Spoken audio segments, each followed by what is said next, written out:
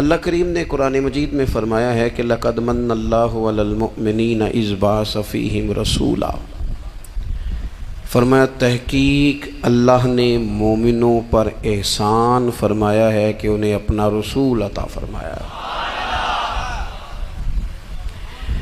اس کا صرف ترجمہ کبھی بندے کی سمجھ میں آ جائے نا تو سارا میلاد اس کی سمجھ میں آ جاتا ہے۔ صرف اس آیت کا آسان سادہ ترجمہ اگر سمجھ لیا جائے کہ رب کہتا ہے میں نے احسان کیا تم پر، تمہیں اپنا رسول دے دیا ہے۔ وہ دو عالم کی رحمت ہیں، وہ جہاں چاہتے وہیں رہتے، یہ تو ان کی مہربانی ہے کہ یہ عالم پسند آیا۔ نبی پاک صلی اللہ تعالیٰ علیہ وسلم ہمارے اوپر رب کا سب سے بڑا احسان ہے، اور اللہ تبارک و تعالیٰ نے سسکتی، تڑپتی، بے چین، پریشان، تکلیف میں مبتلا اپنی مخلوق پر رحم فرمایا اور رسول کریم عطا فرمائے۔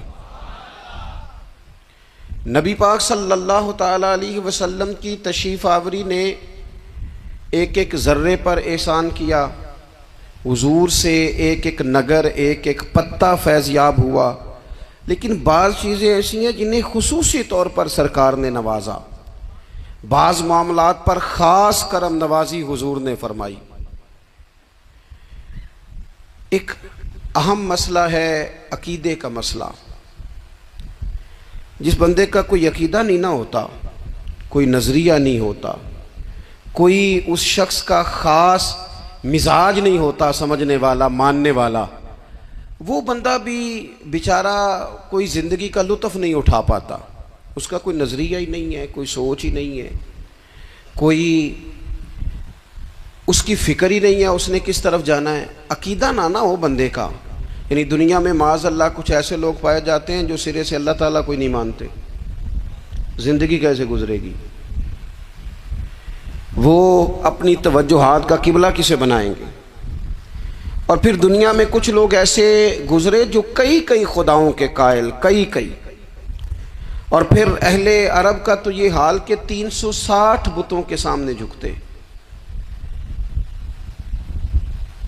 مجھے بتائیے جس بندے کو یہی خبر نہ ہو میرا خالق اور مالک کون ہے، جس کو یہی پتہ نہ ہو کہ میرا رزق کہاں سے آتا ہے، میں نے مانگنا کہاں سے ہے، جس سے یہ خبر ہی نہ ہو کہ میری دعاؤں کا رخ کس طرف ہونا چاہیے، اس کی بھی کوئی زندگی ہے؟ نبی پاک علیہ السلام نے سب سے بڑا احسان یہ فرمایا ہے کہ ہمیں عقیدہ توحید سکھایا ہے۔ حضور نے ہمیں ہر جگہ سے چھڑا کے رب کریم کی بارگاہ میں سجدہ کرنے کا حکم دیا ہے۔ عرب کے لوگ جو تھے وہ بڑی بڑی وہم کا شکار تھے، بڑی بڑی اوہام پرستی کا شکار تھے۔ یہ آج کل بھی وہم بہت زیادہ ہے نوجوانوں میں، یعنی کوئی فیصلہ پکا ہے ہی نہیں، کوئی پکی بات ہی نہیں کرتے، یہ کر لوں کہ نہ کروں، اگر آپ کہتے ہیں تو کر لیتا ہوں، ویسے اس میں فلانی کمزوری بھی ہے، اور اگر میں نے نہ کیا تو فلاں مشکل بھی ہے۔ بھئی جس بندے نے قوت فیصلہ ہی نہیں پائی، اس نے ارادہ ہی پکا نہیں کیا کہ اس نے کدھر جانا ہے، تو وہ سفر کیسے کرے گا؟ سفر تو اس بندے کا مکمل ہوتا ہے جو سفر شروع کرتا ہے۔ عرب کے لوگ بھی بڑے بڑے اوہام پرستی کا قائل تھے۔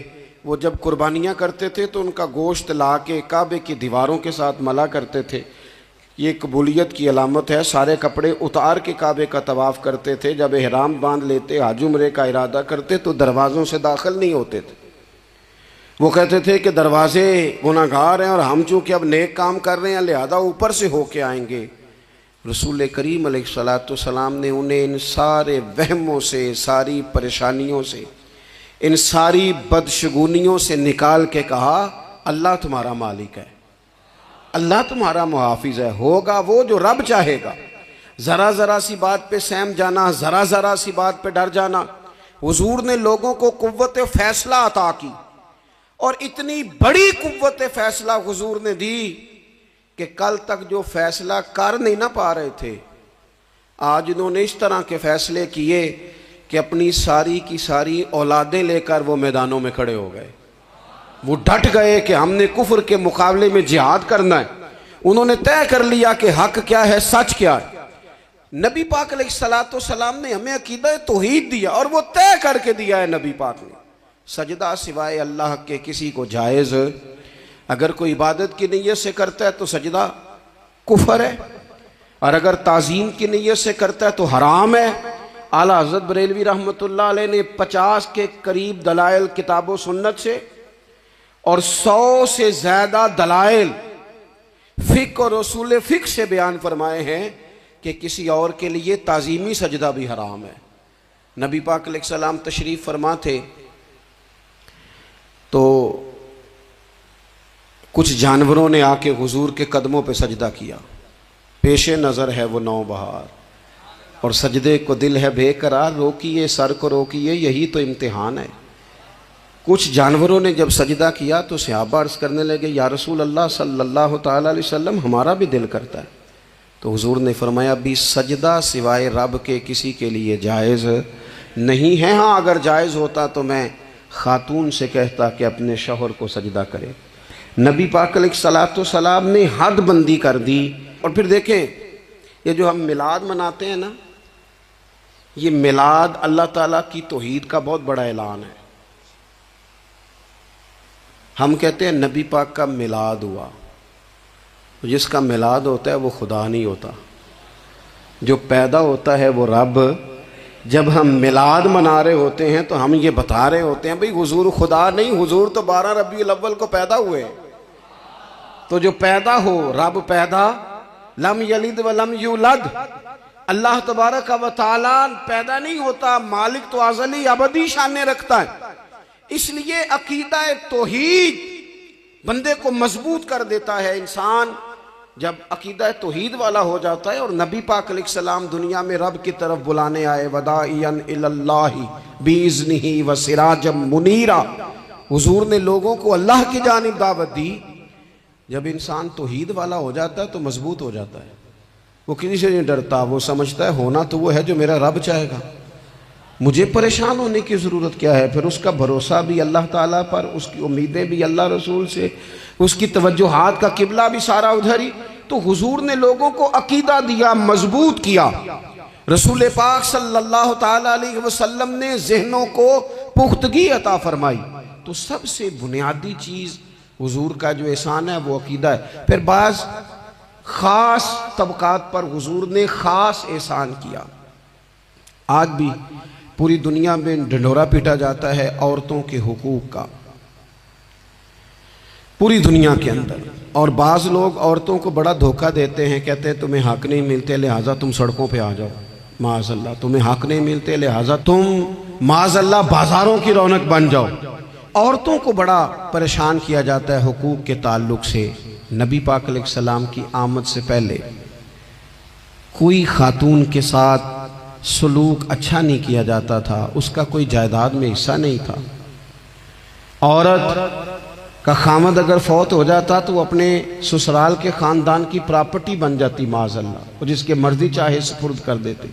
ہندوستان کے بعض علاقوں میں ایسی کبھی رسمیں بھی پائی جاتی تھی کہ بعض عورتیں اپنے خامد کے ساتھ جل جانا مناسب سمجھتی تھی کہ بعد میں کوئی زندگی تو ہوگی نہیں، اور بیوہ خاتون اور طلاق یافتہ خاتون، اس کے بارے میں تو لوگوں کا خیال تھا کہ شاید یہ خاتون بالکل سوسائٹی اور سماج کا حصہ ہی نہیں ہونی چاہیے۔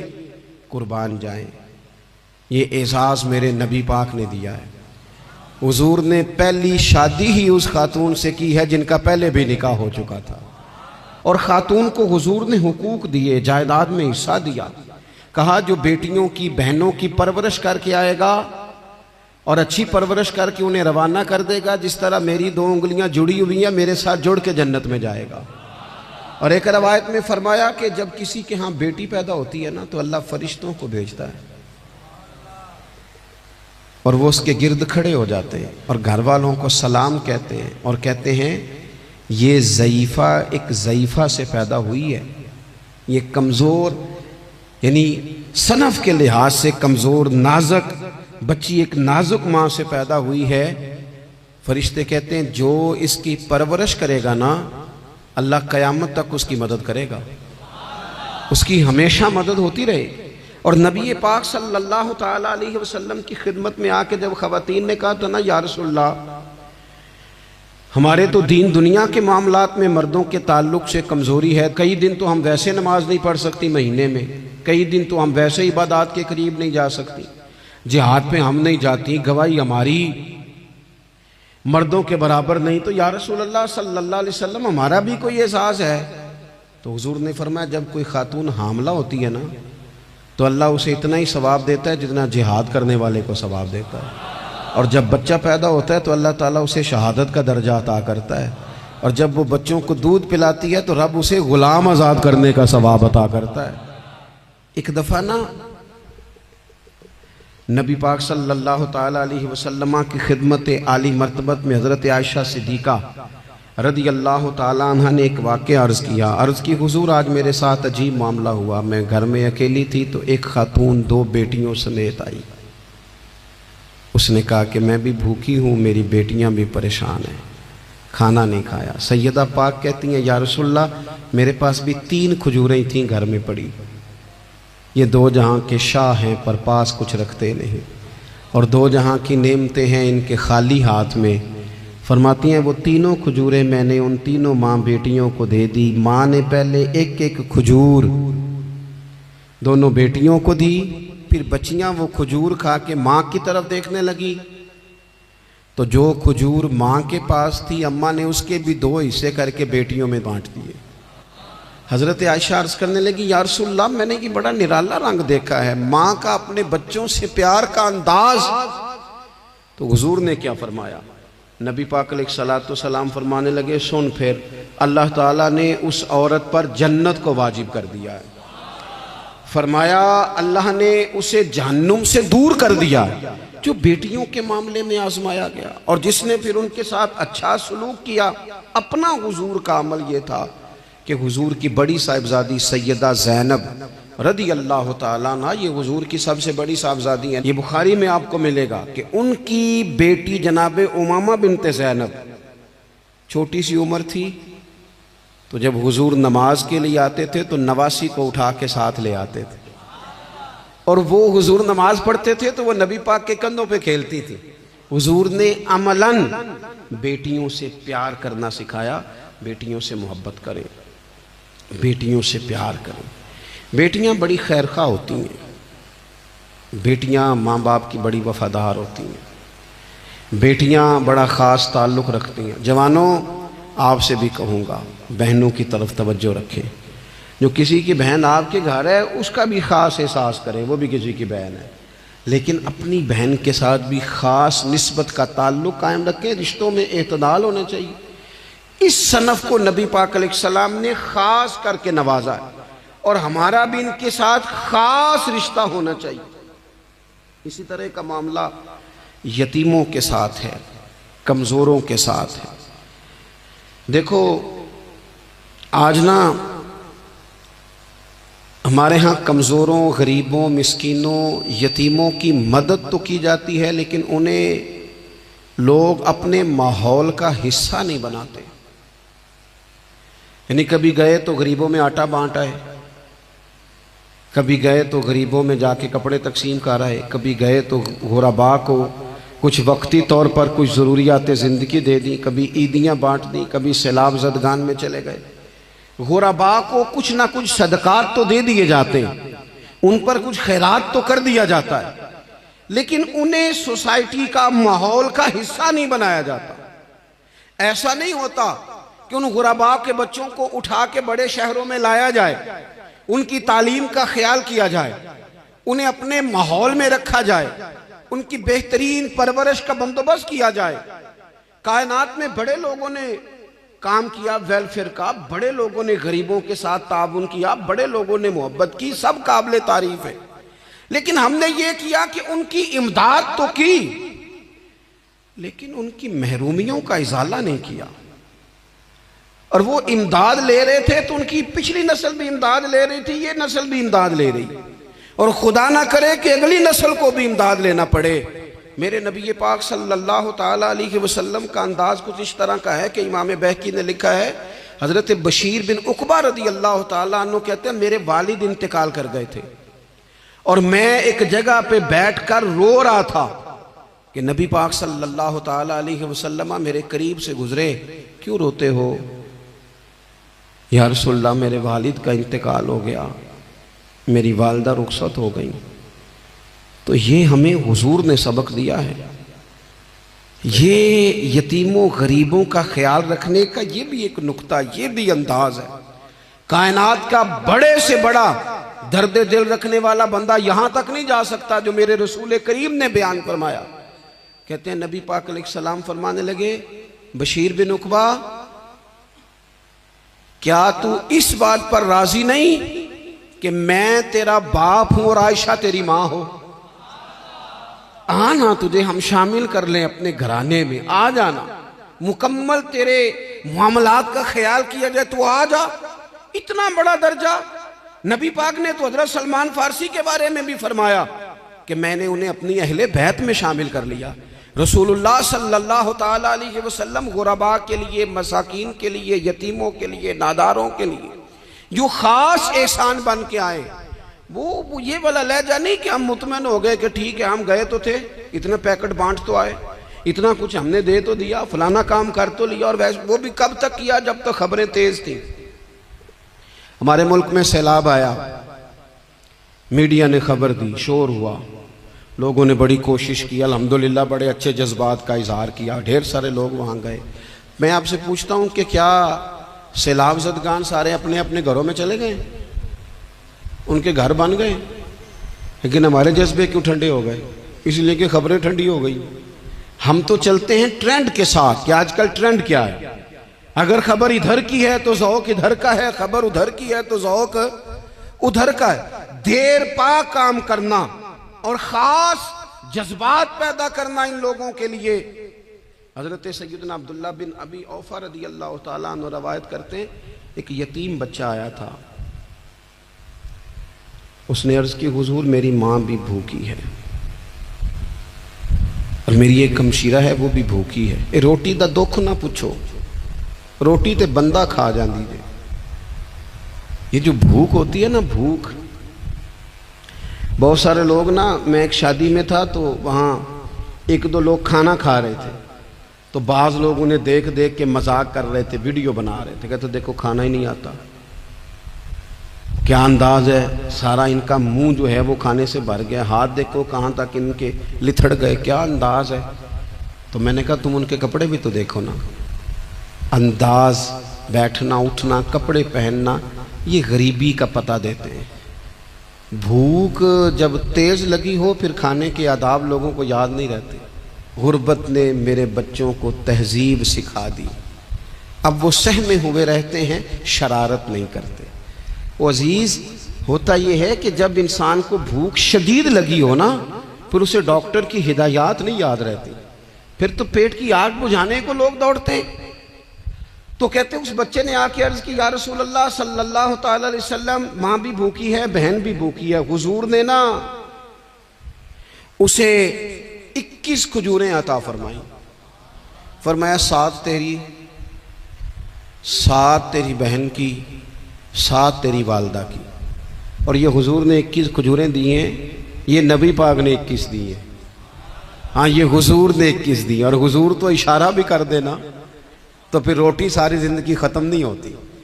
وہ حضرت ابو ہریرہ کو بھی ملی تھی، فرماتے ہیں میں کئی سال کھاتا رہا، 1 کلو کھجوریں تھی پر ختم ہی نہیں ہوئی۔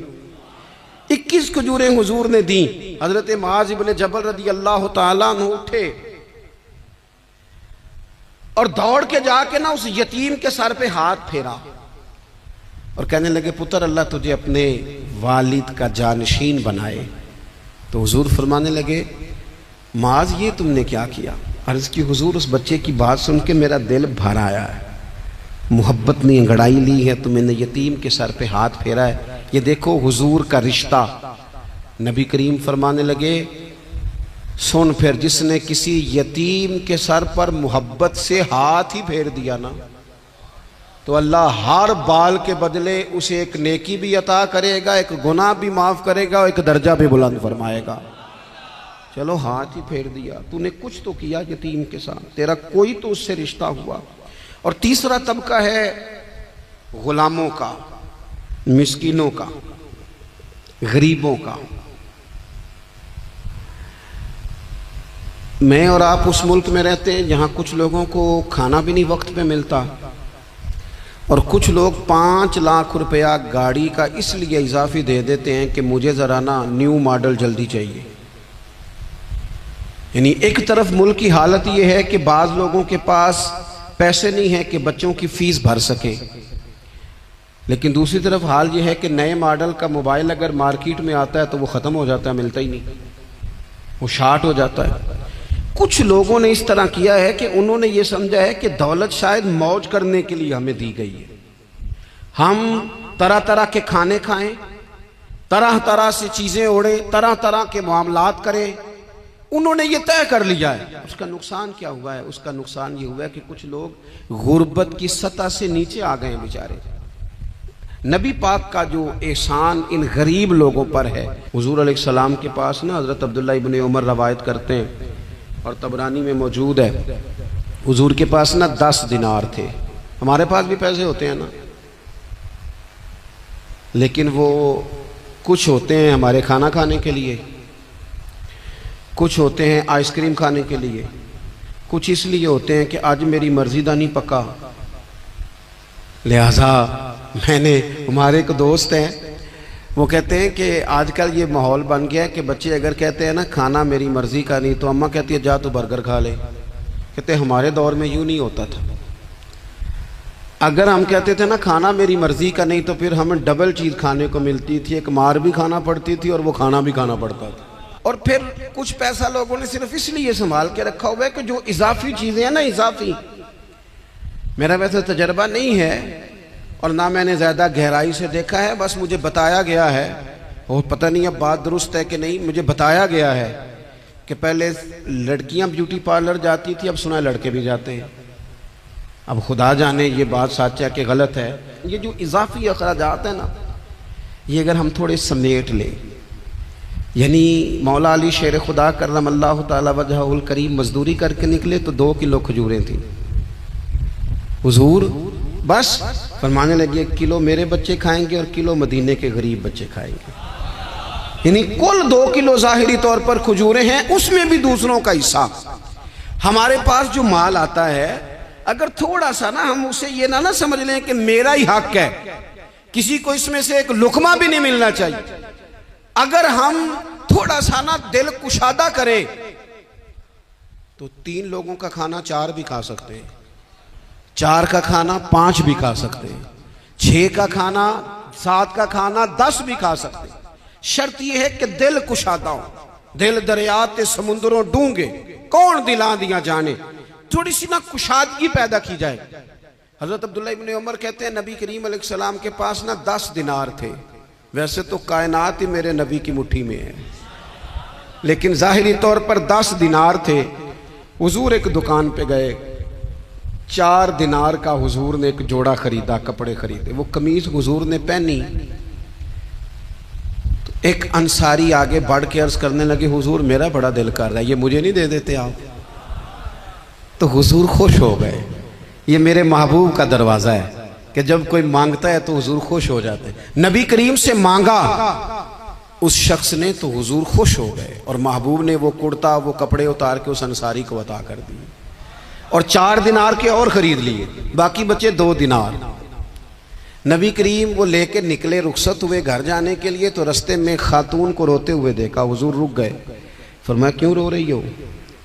عرض کرنے لگی یا رسول اللہ صلی اللہ تعالی علیہ وسلم میں فلاں آدمی کی کنیز ہوں، نوکرانی ہوں، اس نے آٹا لینے بھیجا تھا 2 دینار کا، وہ 2 دینار گم ہو گئے، حضور نے 2 دینار اسے عطا کر دیے، وہ دیے تو پھر رو رہی تھی، فرمایا اب کیوں روتی ہو؟ کہنے لگی یا رسول اللہ ڈرتی ہوں دیر بڑی ہو گئی یا مار ہی نہ پڑے۔ تو حضور نے فرمایا چل نہ میں تیرے ساتھ چلتا ہوں۔ حضور ان کے گھر گئے، وہ اہل ایمان کا گھر تھا جن کی وہ کنیز تھی، جا کے کہا السلام علیکم، اندر سے جواب ہی نہیں آیا، پھر فرمایا السلام علیکم، کوئی جواب ہی نہیں آیا۔ محبوب کا طریقہ مبارکہ تھا 3 دفعہ دستک، پھر واپسی، تیسری دفعہ کہا السلام علیکم تو وہ سارے بول پڑے وعلیکم السلام یا رسول اللہ۔ حضور ماں باپ قربان، تو حضور فرمانے لگے میں نے پہلے بھی 2 دفعہ سلام لیا, بولا کوئی نہیں. کہ یا رسول اللہ اپنے نصیب تھے نا کہ ہم پہ سلامتیاں بھیج کون رہا ہے, ہم نے سوچا ذرا 3 دفعہ مل جائے سلامتی, ذرا مل جائے نا. حضور سلامتی بھیج رہے ہیں تو آتی رہے نا. تو محبوب کریم علیہ السلام فرمانے لگے یہ تمہاری کنیز وہاں کھڑی رو رہی تھی, اس بیچاری کے 2 دینار گم ہو گئے تھے, اسے دوبارہ سامان لاتے کچھ دیر ہو گئی, اس پر سختی نہ کرنا, مارنا نہ. غلام کہنے لگے حضور اس خاتون کے قربان جائیں جو ہمارے کریم رسول کو ہم جیسے غریبوں کے گھر تک لے آئی ہے, مارنا کیا, ہم اسے آزاد کرتے ہیں, یہ آزاد ہے اللہ کی رضا کے لیے. یہ دیکھو یہ میرے نبی پاک کا انداز ہے. حضور نکلے تو جناب عبداللہ ابن عمر فرماتے ہیں رسول کریم فرمانے لگے شکر ہے اللہ تعالیٰ کا, 10 دینار تھے, ایک انصاری نے بھی قمیض پہن لی, میں نے بھی قمیض پہن لی, اور رب نے ایک کنیز کو آزاد بھی فرما دیا. یہ انداز ہمیں نبی کریم نے دیا ہے کہ ہم اپنے دولتوں میں, اللہ کی عطاؤں میں غرباء کو, قریبیوں کو, رشتہ داروں کو, بہن بھائیوں کو تھوڑا شریک کر لیں, تاکہ وہ جو آسودگی اللہ نے ہمیں دی ہے اس میں سے دوسروں کو بھی کچھ نفع ملے. اور ایک بات آخر میں آپ کی خدمت میں یہ عرض کرنی ہے کہ جو زیر دست لوگ ہوتے ہیں نا, غلام, ملازم, نوکر, آپ اپنی زندگی کے مسائل دیکھ لیں. جن لوگوں کے پاس لاکھوں آتا ہے, کبھی ہزاروں آنے لگ جائے تو پریشان ہو جاتے ہیں, تو جن کے پاس صرف سینکڑوں ہوتے ہیں. تو ایسا تو نہیں کہ آپ ہی ٹینشن میں ہیں اور آپ ہی کو غصہ آتا ہے, وہ بیچارہ کبھی نوکر بھی تو ٹینشن میں ہو سکتا ہے نا, ملازم کو بھی تو کبھی ٹینشن ہوتی ہے نا, اس کے ساتھ بھی تو مسائل وابستہ ہے نا. حضرت سیدنا ابو مسعود انصاری رضی اللہ تعالیٰ عنہ بیان کرتے ہیں کہ مجھے اپنے غلام پہ غصہ آیا تو میں اسے مار رہا تھا, نبی کریم تشریف لے آئے, حضور نے ایک جملہ کہا تو میں رو پڑا. حضور فرمانے لگے جتنا اختیار تجھے اس پر حاصل ہے نا, اس سے کہیں بڑھ کر رب کو تیرے اوپر اختیار حاصل ہے, لہٰذا اللہ سے ڈر, اس کے معاملے میں اللہ سے ڈر. اور پھر حضور تو صرف غلام نہیں, جانوروں کے حق تک کا خیال فرماتے. ایک جگہ تشریف لے گئے تو اونٹ آپ کے پیروں پہ سر رکھ کے رویا, نبی کریم نے اس کی پشت پہ ہاتھ پھیرا, فرمایا اس کے مالک کو بلاؤ نا. جب وہ آیا تو کیا ارشاد فرمایا, فرمایا تو اس کے معاملے میں اللہ سے نہیں ڈرتا, اس نے شکایت کی ہے کہ تو اس کی طاقت سے زیادہ بوجھ ڈالتا ہے, چارہ اور پانی بھی وقت پر نہیں دیتا. یہ حضور کے احسانات ہیں, ہمیں ان احسانات کا خاص خیال رکھنا چاہیے. اور یہ جو ایام ہے عید میلاد النبی کے, ان ایام میں بالخصوص ہمیں غریبوں کے ساتھ, یتیموں کے ساتھ, بیواؤں کے ساتھ, مساکین کے ساتھ, لاچاروں کے ساتھ اس لحاظ سے زیادہ مدد کرنی چاہیے کہ میرے رسول پاک انہی کے لیے تو زیادہ رحمت بن کے آئے, انہی کا تو محبوب نے خیال زیادہ فرمایا, انہی کے بارے میں تو ہمیں تلقین زیادہ فرمائی. وہ اپنے پرائے کا غم کھانے والا, مرادیں غریبوں کی بھر لانے والا, مصیبت میں غیروں کے کام آنے والا, وہ نبیوں میں رحمت لقب پانے والا. تو نبی پاک علیہ السلام کے غلاموں, یہ ہمیں سیکھنا ہے, اس پر ہمیں عمل کرنا ہے. اللہ کریم کی بارگاہ میں دعا ہے اللہ ہماری حاضری کو قبول فرمائے. آخر دعوانا ان الحمدللہ رب العالمین. بڑی مشکل ہے لوگوں کا کچھ چیزوں کو قبول کرنا. ہم لوگ جو ڈیوٹی کرتے رہتے ہیں تھوڑی تھوڑی, تو ہم اصل میں اذان دیتے ہیں, صرف اذان دیتے ہیں کہ چلو بتا دے لوگوں کو کہ نماز کا وقت ہو گیا ہے. باقی اس سے زیادہ ہم اپنی حیثیت نہیں سمجھتے. اذان دینا ذمہ داری ہے, تو اللہ تعالیٰ جب تک موقع دے گا اذان ہوتی رہے گی. کچھ لوگ صحابہ کے بارے میں کمزور جملے بولتے ہیں, غلط باتیں کرتے ہیں, کچھ اہل بیت نبوت کے بارے میں غلط باتیں کرتے ہیں. یہ صرف سنی ہے جو حق چار یار کا نعرہ بھی کھل کے لگاتا ہے, اور یہ نعرہ حیدری یا علی بھی کھل کے لگاتا ہے. یہ اللہ نے صرف ہمیں مقام, وہ الگ بات ہے کہ ہم لوگ سننے کو تیار نہیں, سمجھنے کو تیار نہیں کہ اللہ نے ہمیں مرتبہ کتنا عطا فرمایا ہے. یہ صرف ہماری امام حسین کی شہادت کا کچھ تھوڑا سا پس منظر. شہادت ہمارے ہاں بیان ہوتی ہے اس انداز میں کہ لگتا ہے کہ کسی مظلوم بندے کو کسی نے پکڑا ہوا تھا تو وہ سارے اسے مار رہے تھے اور وہ منتیں کر رہا تھا کہ مجھے نہ مارو. اتنی ہائے ہائے کی جاتی ہے کہ محسوس ہوتا ہے کہ امام علی مقام بڑے پریشان تھے کہ کسی طریقے سے، اور ان کا خاندان بڑا تکلیف میں تھا کہ جلدی کہیں کربلا سے نکل جائے. حالانکہ اس دھرتی پہ، اس کائنات پہ صبر، شجاعت، استقامت اور حوصلہ جس سے کائنات سیکھے گی وہ صرف امام حسین ہی ہے. اتنے بڑے صابر آدمی کے بارے میں اس طرح کا رویہ اختیار کرنا کہ وہ تو گویا اس طرح کر رہے تھے کہ بس کسی طریقے سے میری معذرت، تو یہ امام حسین کی مظلومیت سنا کے لوگوں کو اس طرح کا کر دیا جاتا ہے. یہ انداز بتایا جاتا ہے کہ شاید واقعہ کربلا رونے دھونے کا نام ہے، حالانکہ بات یہ نہیں ہے. یزید کی لشکر جو امام حسین کے مقابلے میں آیا، امام حسین کے لشکر کی تعداد 72 تھی، تو یزید نے 22,000 آدمی. مجھے بتائیے 72 کا 22,000 سے کوئی مقابلہ ہوتا ہے؟ بولیے. عمر بن سعد نے پھر عبید اللہ ابن زیاد کو لکھا کہ 22,000 بندے تھوڑے ہیں، کچھ بندے زیادہ بھیج. تو عمر بن سعد کو بیرک میں جو اچھی خوشامد کرے اسے اچھی وزارت ملتی ہے، اچھی وزارت اسے دیتے ہیں. جو ذرا صحیح بدتمیز بھی ہو اور صحیح وکالت کرنے والا اسے وزارت صحیح دیتے ہیں. تو حضرت امیر معاویہ کے گرد بھی کچھ ایسے لوگ تھے، انہوں نے آپ سے کہا کہ یزید کو نامزد کر دیں. تو آپ نے یزید کو بلایا، حوالہ مجھ سے دیکھ لیجئے گا. بلا کے فرمایا کہ 3 بندوں کے سامنے اپنی خلافت پیش کرنا، اگر وہ تجھے مان جائیں تو امیر بن جانا، نہ مانے تو چپ کر کے گھر بیٹھ جانا. وہ 3 بندے کون ہیں؟ جناب عبداللہ ابن عباس، حضرت عبداللہ بن زبیر اور امام حسین رضی اللہ تعالیٰ. یہ وصیت فرمائی جناب امیر معاویہ. ہوا یہ کہ یزید جب امیر بنا نا، بڑا عجیب اس کا مزاج تھا. یہ چلاک لوگ زندگی میں ہمیشہ دھوکہ کھاتے ہیں، چلاکیاں انسان کو گراتی ہیں اور اتنا منہ چھیل جاتا ہے کہ منہ پہچانا ہی نہیں جاتا. بندہ اپنے آپ کو رب رسول کے حوالے کر دے تو اللہ بڑی بہترین جزائیں عطا کرتا ہے. یہ لوگ تیزی دکھاتے ہیں بعض، تو یزید بھی تیزی دکھانے والا تھا. اس نے ولید کو خط لکھا، کہنے لگا کہ فوری طور پہ عبداللہ ابن عباس کو بلاؤ اور اسے کہو میری بیعت کریں. یہ جو بیعت ہوتی تھی نا، یہ بھی سن لے کیا ہوتی تھی. یہ بیعت حلف ہوتا تھا. حلف خیر کرے جڑا نماز پڑھائے ہو مولوی، جڑا ٹل پائے ہو پیر، جڑا مہینہ نہ نائے چھوٹا پیر، تو جڑا 6 مہینے نہ نائے ہو بڑا پیر. کہتے بابا پہنچے ہیں، کڑے چھڑے جو پہن لیے. بھئی امام حسین تو نمازیں پڑھاتے تھے، مولا علی تو نمازیں پڑھاتے تھے، مسجد کے خطیب تھے. اب اس کو تو مولوی کہہ دیا جاتا ہے بیچارے کو. تو ملنگ کون ہوتا ہے جی؟ کہتے جڑا کپڑے کٹ پائے. کیا تماشا ہے، قوم جدھر دل کرتا ہے نکل جاتی ہے. یاد رکھیں، ووٹ برادری کا نہیں ہوتا، ووٹ برادری کا نہیں، ووٹ دین کا ہوتا ہے. جو بندہ دین کے، ملت کے، مذہب کے معیار پہ پورا نہ ہوتے اسے حکمت کے تحت بھی ووٹ دینا جائز. ہاں یہ بات سچی ہے تو بہرحال سچی ہے، یہ یاد رکھ لے. ہمارے ووٹ سے کوئی ایم این اے، ایم پی اے جتنے ظلم کرے گا، ووٹ دینے والا اس کے ظلم میں شریک ہوگا.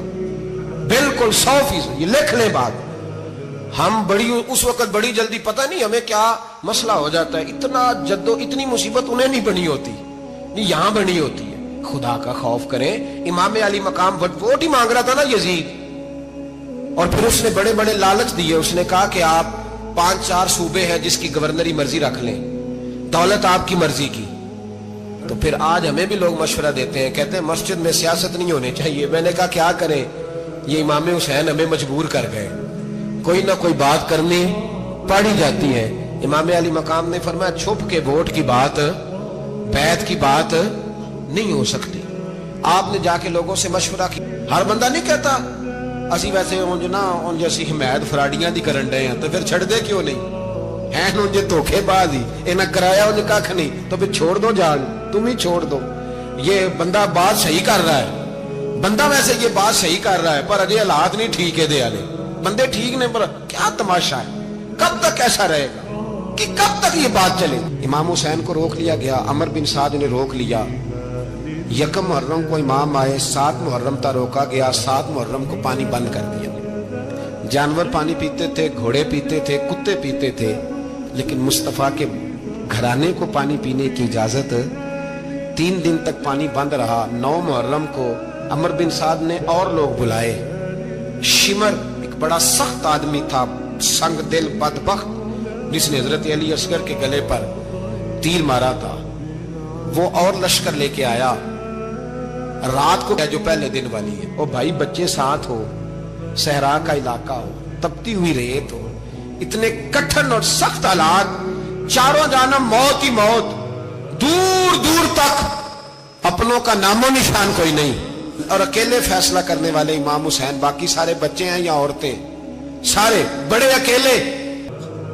ایک ہاتھ کٹا, دوسرے پہ مشکیزہ وہ بھی کٹا.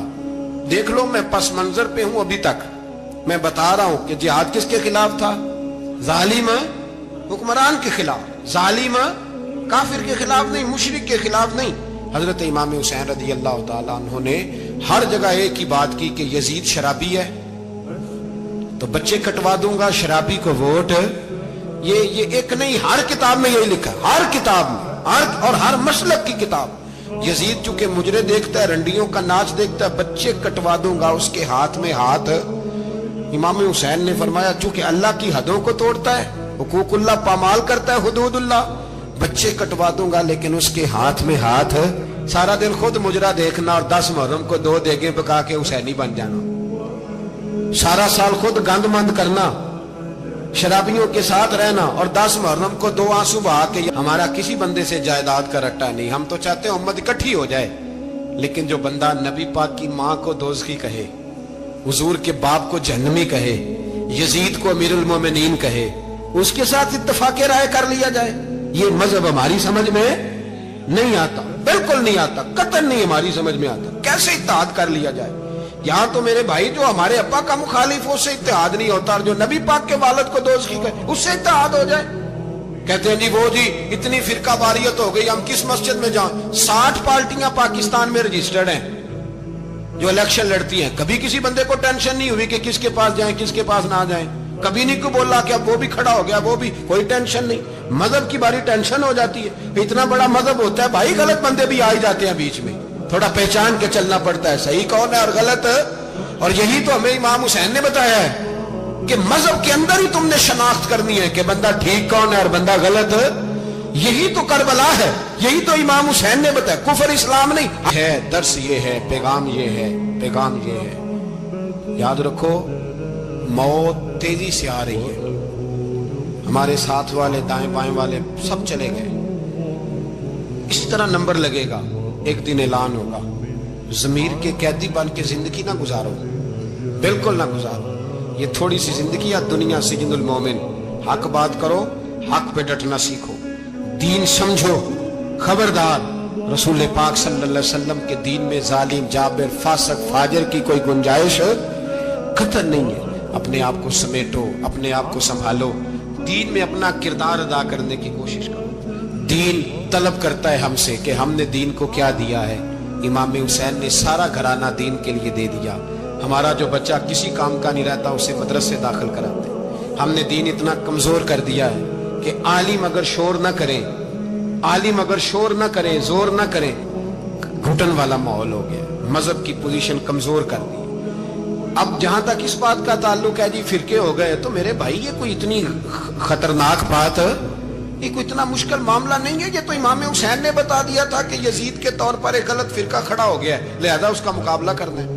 اس میں کوئی بری بات ہے, لیکن ایک سبق ہے بزرگوں کا کہ اگر سچی بات بھی نہیں کرنی تو پھر اس منبر کا حق ادا نہیں ہوتا.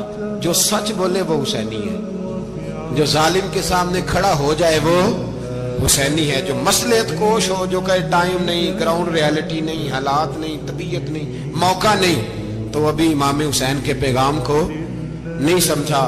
میں بہت سارے بزرگوں کا نام اس لیے نہیں لیتا کہ لوگ ایسے نہ کہیں کہ کسی کا نام کیش کرایا جا رہا ہے, لیکن میں نے سارے مناقب پڑھے ہیں.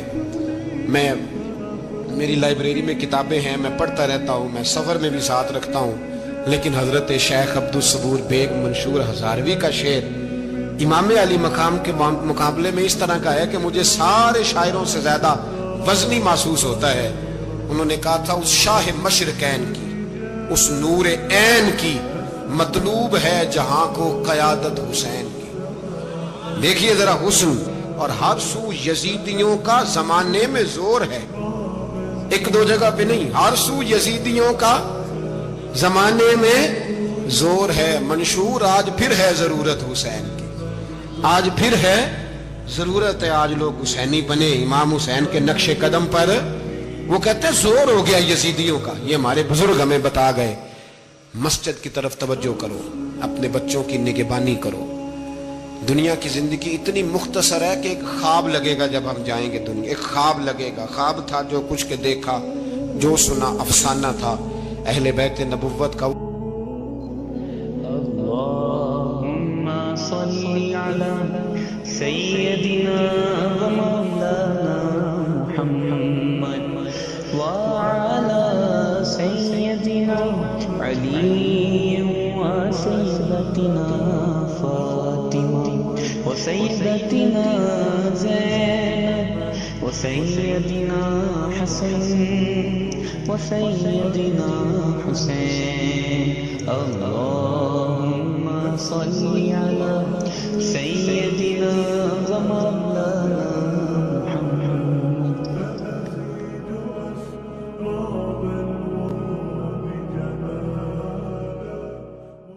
مسلمان کی زندگی میں دعاؤں کا بہت زیادہ اثر ہوتا ہے۔ دعائیں لگ جایا کرتی ہیں، دعائیں اپنا رنگ دکھایا کرتی ہیں، دعائیں اپنا اثر رکھتی ہیں، اور انسان کے گرد جو چیز حصار بن کر اس کی حفاظت کرتی ہے وہ بھی دعا ہوتی ہے۔ دعائیں کرنی بھی چاہیے۔ نبی کریم علیہ السلام نے فرمایا جو اللہ تعالیٰ سے نہیں مانگتا اللہ اس سے ناراض ہو جاتا ہے۔ دعائیں کرنی بھی چاہیے، دعائیں کرانی بھی چاہیے، اور دعائیں لینی بھی چاہیے۔ معاشرہ جیسے جیسے تیزی کی منزلیں طے کرتا ہے، اور جیسے جیسے لوگوں کے ذہن گھٹن کا شکار ہوتے ہیں، اور مزاجوں کے اندر جیسے جیسے دین سے دوری واقع ہوتی ہے، اور روحانیت سے لوگ جیسے جیسے دور ہوتے ہیں، مختلف قسم کے وسوسوں کا لوگ شکار ہوتے ہیں۔ ایک وسوسہ لوگوں کے دلوں میں یہ بھی پیدا کیا جاتا ہے کہ جب اللہ تعالیٰ سب کی سنتا ہے تو کسی سے دعا کرانے کا کیا مطلب ہے؟ بالکل صحیح بات ہے، بڑی عمدہ اور اعلیٰ بات ہے۔ اللہ تعالیٰ سب کی دعائیں قبول فرماتا ہے۔ اللہ تعالیٰ اپنے ہر بندے پر اپنی شان اور اپنے فضل کے مطابق رحمت فرماتا ہے، اس میں کوئی دو رائے نہیں ہے۔ لیکن قرآن مجید خود فرماتا ہے کہ رب کے کچھ بندے وہ ہیں جو اپنے مومن بھائیوں کے لیے دعائیں کرتے ہیں۔ یہ کسی دوسرے کے لیے دعا کرنا اتنا محبوب عمل ہے کہ اللہ نے اسے قرآن مجید میں بیان فرمایا۔ والذین جاءوا من بعدہم یقولون ربنا اغفر لنا ولإخواننا الذین سبقونا بالایمان، فرمایا وہ جو ان کے بعد آئے وہ عرض کرتے ہیں رب کی بارگاہ میں کہ اے اللہ ہمیں بھی بخش دے اور ہمارے ان بھائیوں کو بھی بخش دے جو ہم سے پہلے ایمان لائے۔ وہ اپنے پچھلوں کے لیے دعائیں کرتے ہیں، اللہ کے حضور عرض کرتے ہیں یا اللہ انہیں معاف کر دے، انہیں بخش دے۔ یہ دعا انہوں نے کسی کے لیے کی، اللہ نے اس دعا کو قرآن مجید کے اندر بیان فرمایا۔ دیکھیے سب کی دعائیں اللہ کے حضور قبول ہوتی ہیں، لیکن کچھ زبانیں ایسی ہیں جو رب کریم کو پیاری بہت زیادہ ہیں۔ حدیث صحیح میں موجود ہے، نبی پاک علیہ السلام نے فرمایا، رب فرماتا ہے جب بندہ کثرت نوافل کے ذریعے میرے قریب ہو جاتا ہے تو وہ پھر اتنا قریب ہو جاتا ہے، اتنا قریب ہو جاتا ہے کہ میں اس کی زبان بن جاتا ہوں، جب بھی وہ سوال کرتا ہے میں اپنے فضل سے اسے عطا کرتا ہوں۔ بخاری مسلم دونوں میں موجود ہے۔ اب ایسی زبانیں جن کو اللہ تبارک و تعالیٰ کی بارگاہ سے یہ اذن مل گیا، کثرت عبادت، کثرت نوافل، زہد، ورع، تقوی، کہ اللہ کے حضور جب وہ عرض گزار ہوتے ہیں تو مالک ان کی دعائیں قبول فرماتا ہے۔ تو اب اگر کسی کو کسی ایسی زبان کی خبر آئی اور اس نے جا کے اس سے دعا کرائی اور اللہ نے اپنے فضل سے اس بندے پر رحمت کر دی اور دعا قبول ہو گئی، تو بتائیے حرج والی بات کیا ہے؟ اب اس پر بھی وسوسہ ہے کہ اللہ صاحب کی سنتا ہے، آپ نے فلاں کو دعا کے لیے کیوں کہا؟ اس پر بھی وسوسہ ہے۔ روحانی دنیا سے لوگوں کو دور کرنے کے لیے، اللہ کے نیک بندوں سے دور کرنے کے لیے، وہ لوگ جو مالک کریم کے قرب والے ہیں، جن کو قرآن مجید نے اولیاء اللہ کہا ہے، ان سے لوگوں کا رشتہ کمزور کرنے کے لیے ایک نیا رنگ، ایک نئے انداز میں بات کہ اللہ سب کی دعائیں قبول کرتا ہے۔ اب تم دعا کرانے جا رہے ہو، تم نے فلاں سے کہا میرے لیے دعا کرنا، تم نے فلاں بزرگ سے کہا میرے لیے دعا کرنا، تو میرے بھائی یہ تو بڑی آسان سی سادی سی بات ہے۔ اچھا یہ بھی ضروری نہیں کہ جو دعا کرا رہا ہے وہ کوئی کمزور ہی ہو، وہ گناہگار ہی ہو، اور وہ کسی نیکوکار سے ہی کہے کہ میرے لیے دعا کرنا تو تبھی بات بنے گی۔ بعض نیک بھی کہہ دیتے ہیں، اور اس سے کہہ دیتے ہیں جو درجے میں ان سے کم ہوتا ہے۔ کیا حضرت امام جعفر الصادق رضی اللہ تعالیٰ عنہ نے کہا نہیں حضرت داؤد طائی سے کہ میرے لیے دعا کرنا؟ کیا کہا نہیں بعض اساتذہ نے شاگردوں سے کہ دعا کرنا؟ کیا کہا نہیں کہ بعض مشائخ نے مریدوں سے کہ میرے لیے دعا کرنا؟ بھائی کیا بیٹا اپنے باپ کے لیے دعا نہیں کرتا؟ کیا بیٹیاں بیٹے ماں باپ کے لیے دعا؟ او سنو نا یار، اس سے بڑی میں آپ کو بات کیا سناؤں؟ بخاری مسلم میں موجود ہے، حضرت عمر فاروق رضی اللہ تعالیٰ عنہ عمرہ کرنے جا رہے تھے۔ اللہ کے پیارے رسول، رسول رحمت، محبوب رب اکبر صلی اللہ تعالیٰ علیہ وسلم نے فرمایا عمر میرے بھائی ہمیں بھی دعاؤں میں یاد کرنا۔ اب بتاؤ اس سے بڑی مثال کہاں سے لائیں؟ حضرت عمر سے نبی کریم علیہ الصلوۃ والسلام نے کہا عمر میرے بھائی ہمیں بھی اپنی دعاؤں میں یاد رکھنا۔ تو اگر حضور جناب عمر سے کہہ سکتے ہیں دعا کرنا، مجھے بتاؤ حضور کو ضرورت ہے جناب عمر کی دعا کی؟ یہ کس لیے کہا؟ یہ اس لیے کہا کہ ہمیں سمجھ میں آ جائے کہ کچھ لوگوں سے دعا کرا لینی چاہیے، کچھ لوگوں سے دعا کرا لینی چاہیے۔ بس اس سے زیادہ جملہ نہیں کہوں گا، کچھ لوگوں سے اپنے حق میں کچھ کہلوا لینا چاہیے، کوئی گواہی اپنے حق میں کرا لینی چاہیے۔ فائدہ ہوتا ہے، اس کا نفع ہوتا ہے، اس میں بڑے راز مضمر ہوتے ہیں، اس میں بڑے عقدے کھل جایا کرتے ہیں، اس میں بڑی آسانیاں ہو جاتی ہیں۔ میرے عزیز نبی پاک صلی اللہ تعالی علیہ وسلم نے فرمایا جناب عمر سے میرے لیے، حضور فرماتے ہیں اللہ کے کچھ بندے ہیں